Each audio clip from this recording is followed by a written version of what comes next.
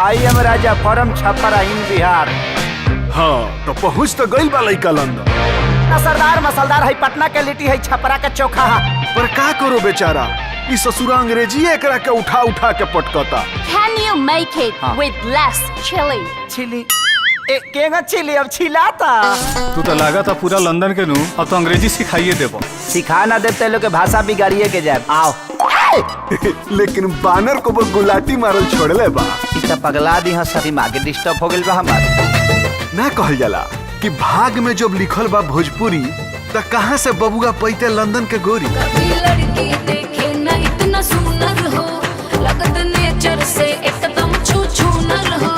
काहे करते हो हमसे hi hello hello hello hello. दिल में ढुका के बटाम बंद। तुमको क्या लगा मैं इम्प्रेस हो जाऊंगी? देखिए हम गरीब आदमी हैं, कोशिश तो करबे किए। हमरा तरफ से तोहरा और दिया के रिश्ता के हाँ बा। ओ बबुआ की देसी लड़की चाही।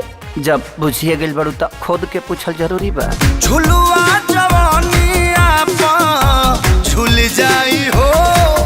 ऐसे झाका झूमर में कमर से सड़िया खुल जाई हो।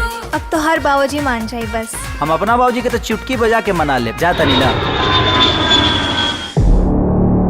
अगर तोहरा हमार राजा पसंद बा तब राजा के ब्याह तोहर तुलसी से होई।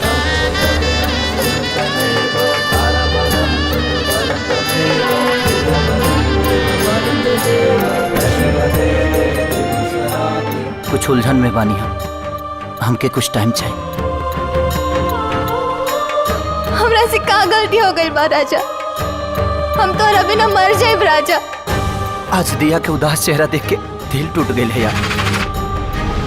अब पता ना काहे दो मन करा था कि ओकरा के जिंदगी की सारा खुशी दे दी। तोहके दिलवा में आई से बसा ले हनी हम, दिल के धड़कन भी हमसे नाराज हो गई। अखिया तोहरा सिवा कुछ न देखे सनम, कके हमसे दगा दगाबाज हो गई।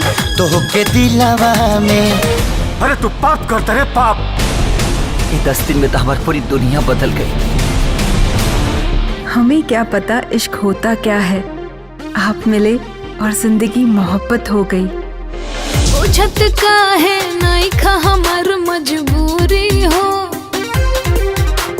तोहके बोला मने तो बोना कइलो आई तो का गोल जइतो। रात भर रहता खाइता पियता सुतता भोरे चल जइता।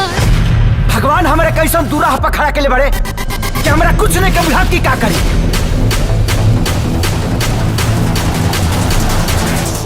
हमारा कुछ समझ में नहीं आवत कि ओकरा के हम कैसे बताएं कि हम तोहसे प्यार करेंगे। हम राजा जी की नहीं खिचोड़ सकत। बलम जी हो जाइबा गुलरी के फूल। अगर राजा हमार न भइले तो हम अपन जान दे दे। हो जाइबा गुलरी के फूल। शायद एकरे नाम प्यार है।